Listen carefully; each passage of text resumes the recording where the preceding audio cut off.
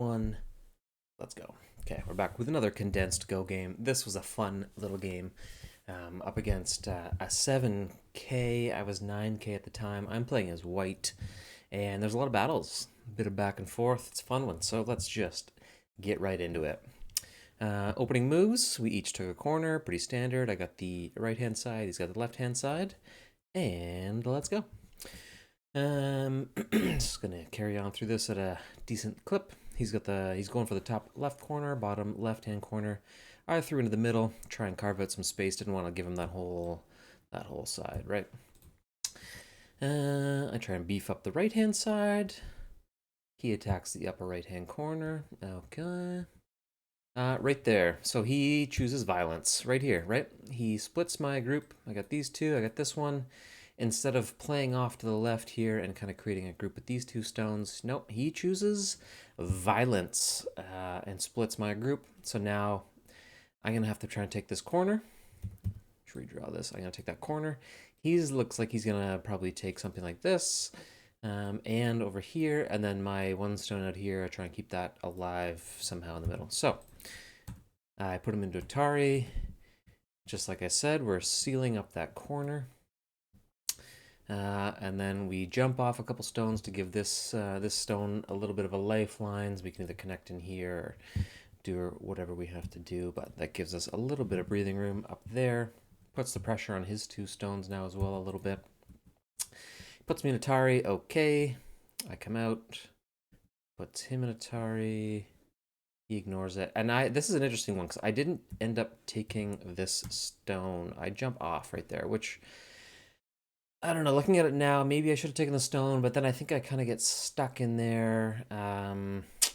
So, you know, six of one, half a dozen of another. Is that what the saying is? I could have. Let's play this out. Why not? Let's get into it. Whoops. Do one drawing mode. There we go. So instead of playing up here, what if I took this guy, right? Well, then he goes here, puts me into Atari. I have to go here. Guess what? He goes there, I go here, he goes there, I go here. Maybe this could have worked, actually. Maybe I could have taken this guy. But in playing that out, he's kind of building up this left-hand corner. He's getting a little bit of a wall over here. If he can just throw in one stone kind of in the middle there, then all of a sudden he's got this huge chunk, right? I don't really want to give him that. I think that's what I was thinking with this. This gives me the right-hand corner, but as it plays out here, I play into the middle, and I'm kind of sacrificing these, saying, you know what, you can take this little group. I still keep the corner, and now I'm gonna take a chunk in the middle by playing here, because I can play here, I can play here, I can build up a bit of space, bit of territory, and save that group, and kind of stop him from having one big chunk, right? So anyway, so sure enough, he takes those stones. C'est la vie is what it is. I kind of beef up that right-hand side. Nice. Okay, he's attacking the upper right-hand corner. He's really attacking that upper right-hand corner. I throw in. Seal him off. Put him in Atari there. Yeah, he's really going for this corner. He wants it. Okay, puts me in Atari. I take him. He goes there, but then I take him. He goes there, whatever. Takes my guy. I take his. Okay, this is looking to be in my favor. Yeah, I would say. So I take him. Yeah, he's toast. So I've got this right hand corner now. This is mine. He tried to take some space up there. I don't know, bit of a lost cause. Sure enough, points for trying, but no, that's mine. So now I've got a pretty nice little swath there on the right. That's that whole right hand side of the board is mine. It's pretty strong up until about here. This stone's a little bit on its own, right? I could definitely use another stone in here to, like maybe here, something like that, to beef up that this gap in here, and also to save this corner. You know, another play over here, something like that.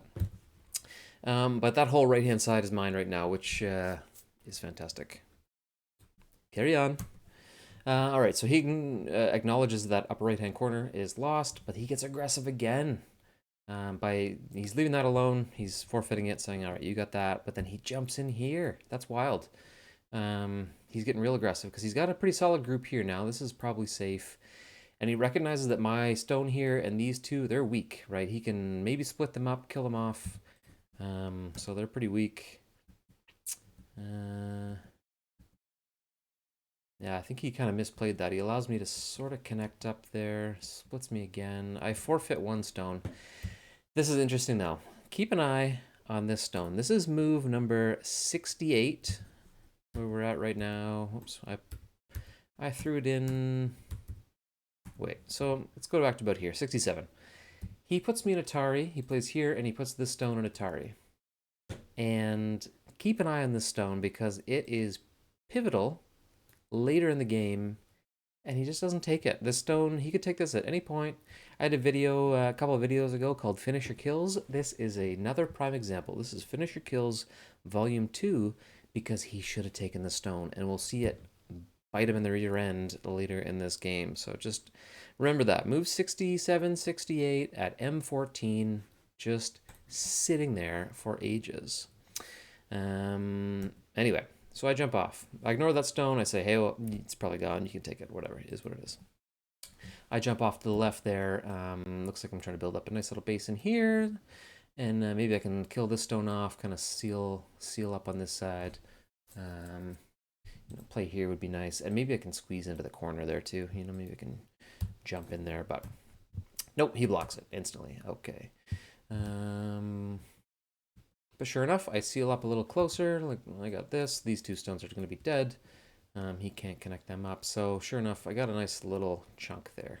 Just like we played out earlier, I allowed him to kind of take some space in here, but stopped him from connecting over to this left-hand side, and I stole a bunch of space there in the middle. So decent play. He plays it there. Don't love that one. That's kind of a small move. I don't know. It's not really putting pressure on me. It's not really doing much. I ignore it, and I beef up that bottom right-hand corner. He gets aggressive again, jumps in there kind of on the right-hand side. I put the pressure on. I say, you know what? You want to jump in there? You got to fight for it. Make him work his way out. Bunch of Ataris going on down here. This is a bit of a battle. It looks like I can maybe kill off a bunch of these stones too. He's in rough shape down there. Again, this guy keeps choosing to cut, right? Go back one. I'm here. He plays there, right? That's a super aggressive play, and I don't know if it's not really doing much for him. It forces this stone to go off on its own, right? And make something. I gotta make something out here to make it live. But my bottom right hand corner is safe regardless, and his stone is in not good shape by playing there. I play here, force him down, and then I can also push left again. So I don't know. I don't love that move that he's playing. We'll see how that pans out. Sure enough, put him in Atari. Then I take it. So he threw that stone in. I took it. He basically lost a turn, and this group of his is still in rough shape, right? That's super vulnerable. I can play. Actually, I can't play here, but I could play here. Put him in Atari to force him here. I can play here and threaten to cut him off, and then I play here, and there's definitely some ways to play that out. All right, he recognizes, puts me in Atari. I ignore it. Interesting. Jump off to the left. So now I'm sealing up that bottom, a big chunk of the bottom board, actually. That's generally mine. And I still have this right-hand side too, right? So don't forget that. I got all this, and I like what I'm doing here. I'm jumping out because he's building a wall, and he's building a wall, and if he can seal that up, he gets a big chunk right in there, right? So I'm pushing right into the middle of that to eat up that space in the middle, because the middle of the board still wide open, up for grabs. At this point, it's pretty even, actually. This is like a 50-50 game, coin flip. Next play, so he doesn't want that. He kind of forces me back in. I completely switch gears and jump up to the upper left. Same kind of thing, right? You're never wanting someone to seal you right in, because I got this group up here, and you don't want someone to seal you in. You want to be able to spill out whenever you can. You want to sneak out through the gaps, steal some space, eat up their territory, put some pressure on them, and that's exactly what I did. I got my little base here, and I'm pushing out because he's got this left-hand side. He might have something going on up here kind of thing. So I'm splitting that and going in the middle. Whenever you can split your opponent, it's usually a good idea. I like that. So that's a great little base now, right? Like this is a nice chunk. That's a decent little chunk of territory. Pretty strong with these 4 spots right there, 4 corners. What's he gonna do? Jump in the middle? I don't think so. tries to cut me off, and then I'd kind of do the same thing over on the left, building out those, one more play, and I'll have a nice little box there. That's pretty safe. Again, same kind of thing, splitting them through the gaps where I can. Maybe I can squeeze through there. I assume he cuts that off. Sure enough, next move, seals it up. Again, don't forget about this stone. This one's just sitting there. M14. Still hasn't taken it. That was at move 67, 68. We're now at 111. Still just sitting there. Don't forget about that. Okay. My next move, putting the pressure on his right-hand side. I jump out. I like these moves where I get kind of a box shape, right? You have, or whatever, you could, this is kind of your box. Because then this space in the middle, it's yours. You can't take it. It's pretty safe. Maybe he can squeeze in there. This isn't the best example, but that's one there. We got one over here. If I play again, that'll be a nice box.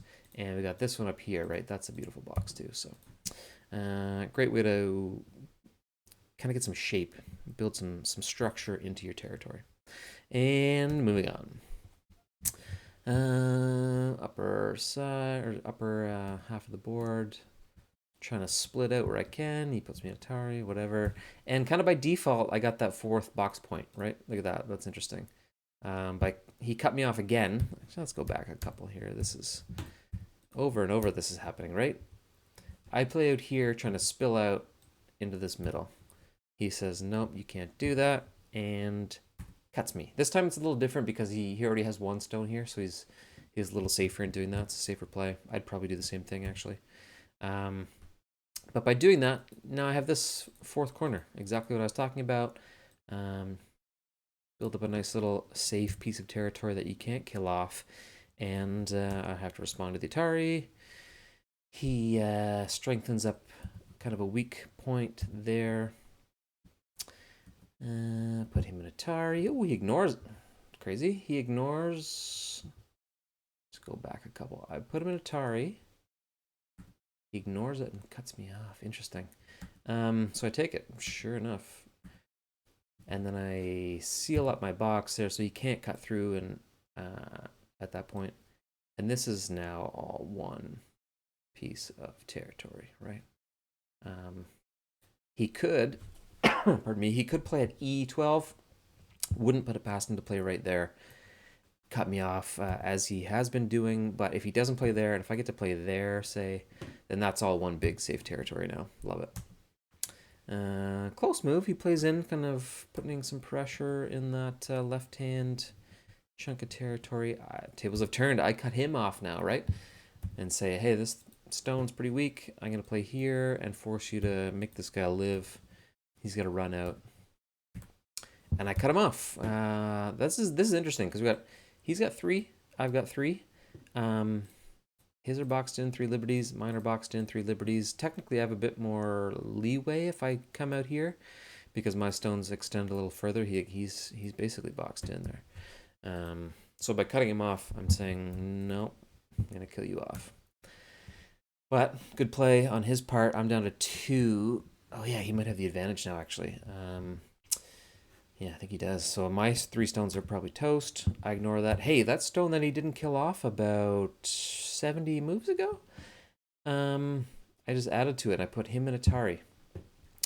Just back up 1 here. There we go. So he put the pressure on my 3 stones by playing here. So now these 3 are probably going to get killed off before his 3. I only have 2 liberties. Nowhere else I can go. He can kill me in 2 moves. It's going to take me 3 moves to kill his. So these 3 stones are going to be toast. However, this stone up here that he has been completely ignoring forever and ever with the same situation, right? He's got 3 stones here with only 2 liberties. Mind you, he can kill mine off in theory. And he's also got this group of 4, which only has 1, 2, 3 liberties. And these are pretty weak, these 3 and these 4, because they're not connected. They're kind of boxed in a little bit. They don't have a lot of places to go. And we're going to see that play out. So he puts the pressure on my 3. I respond. Put him in Atari. These 3, they have to respond now, right? As they do, which puts me in Atari. Right, those 2. So I play out. He responds, puts me in Atari again. I play in, and this group it's all combined now, right? But guess what? It's only got 2 liberties now. That's looking pretty dicey, and he hasn't had a chance to kill these three off yet.